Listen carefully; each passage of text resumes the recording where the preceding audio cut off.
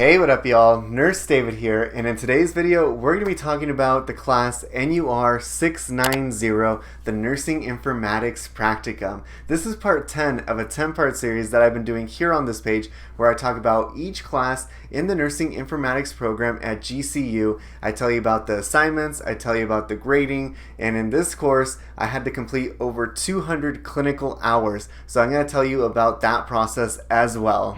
And before we get into the video, I'm not going to ask you to do it, but if you want to hit the like and subscribe button, it really helps me out. But yeah, let's get straight into it.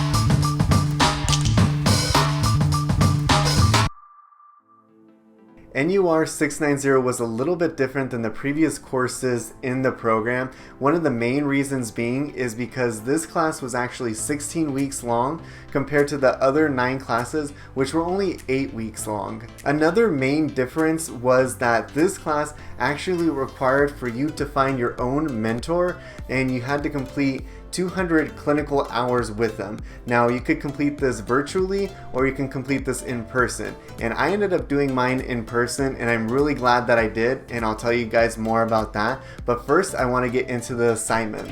Classes before this, the standard was 2 discussion questions per week, 250 words minimum with 1 cited source. Now this course also required 2 discussion questions a week, but the cited source needed to be a peer-reviewed article. Now I didn't know this in the first week. I guess it said it in the syllabus, but I just figured it was the same. But she did allow me to go back and edit my post and get full credit for that. But there were a total of 36 discussion questions in total, which is a lot.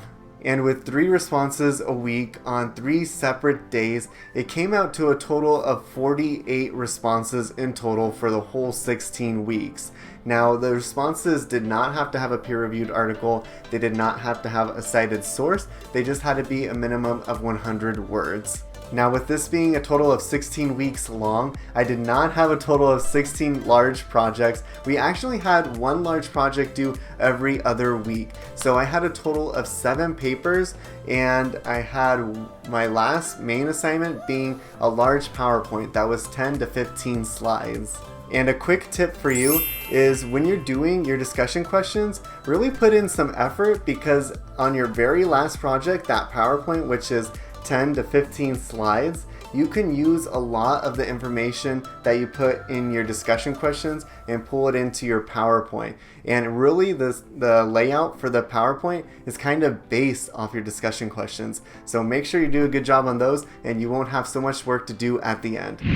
Yes, I did have to complete over 200 clinical hours, and I chose to do mine in person, where there was also the option to do them virtually, but I feel like if I did them virtually, I would have not gained all the knowledge that I did while working with the informatics team at these hospitals in Phoenix and Chandler. So if you do have the choice and you are able to do so, I would definitely recommend doing it in person. Not only does it give you a better idea of what the job entails, but it kind of allows you to introduce yourself to people in the actual field. That way, if you ever apply for a job, you kind of know somebody. And it seems as though the job market for nursing informatics is a little tight, but that's a whole nother video.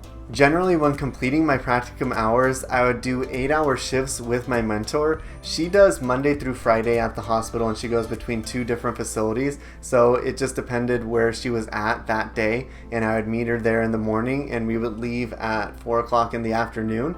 Now, doing 8-hour shifts, that's about 2 shifts a week for 16 weeks, and that will get you around 200 hours. I actually ended up getting 207 hours, but I was only short 1 hour, and I didn't want to tell her, hey, I'm only going to come in for 1 hour. So I did end up going the whole last day to get me to 207.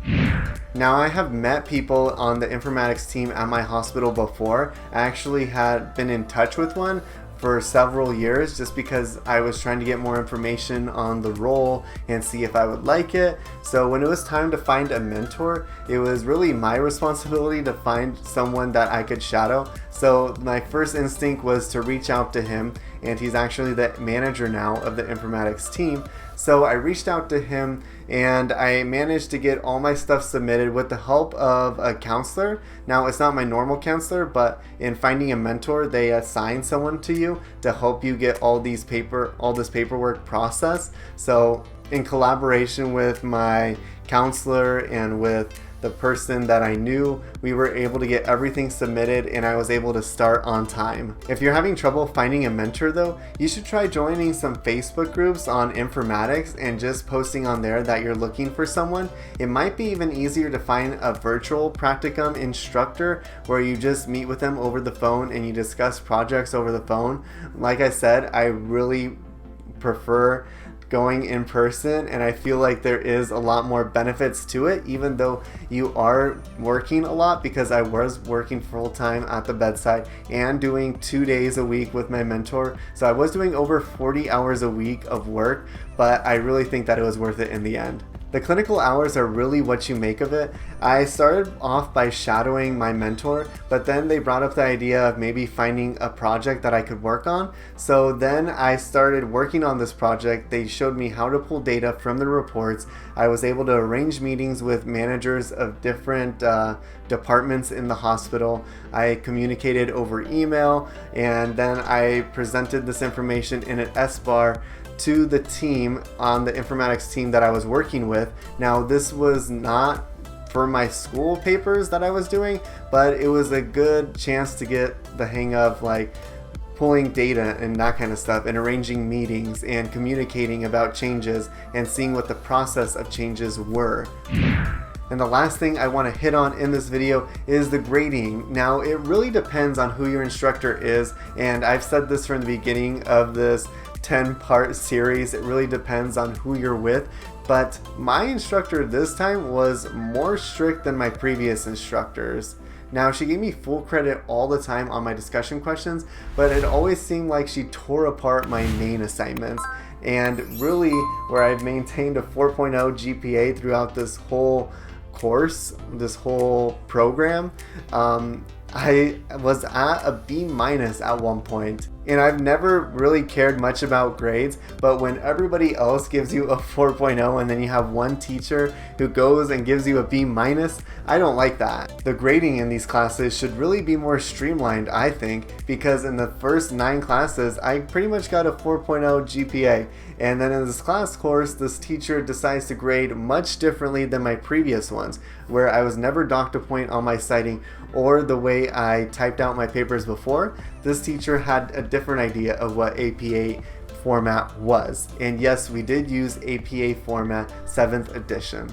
I think that's pretty much it though. Go ahead and give this video a like and subscribe if you haven't already. And yeah, I'll talk to you guys later. Thanks. Bye.